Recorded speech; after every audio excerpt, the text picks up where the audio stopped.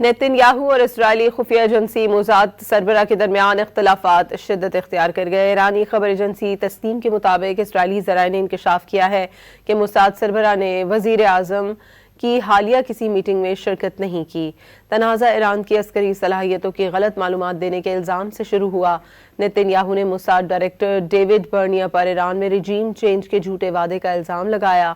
Reports میں کہا گیا کہ نیتن یاہو ایران میں فوری طور پر حکومت کی تبدیلی کا وعدہ وفا نہ ہونے پر شدید فرسٹریشن میں مبتلا ہے۔ ذرائع کے مطابق موساد کا موقف ہے کہ اس نے وزیر اعظم کو درست معلومات دی تھی۔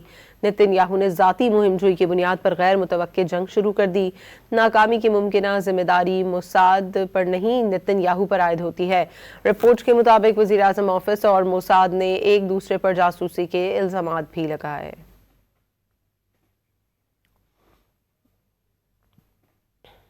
نیتن یاہو اور اسرائیلی خفیہ ایجنسی موساد سربراہ کے درمیان اختلافات شدت اختیار کر گئے۔ ایرانی خبر ایجنسی تسنیم کے مطابق اسرائیلی ذرائع نے انکشاف کیا ہے کہ موساد سربراہ نے وزیر اعظم کی حالیہ کسی میٹنگ میں شرکت نہیں کی۔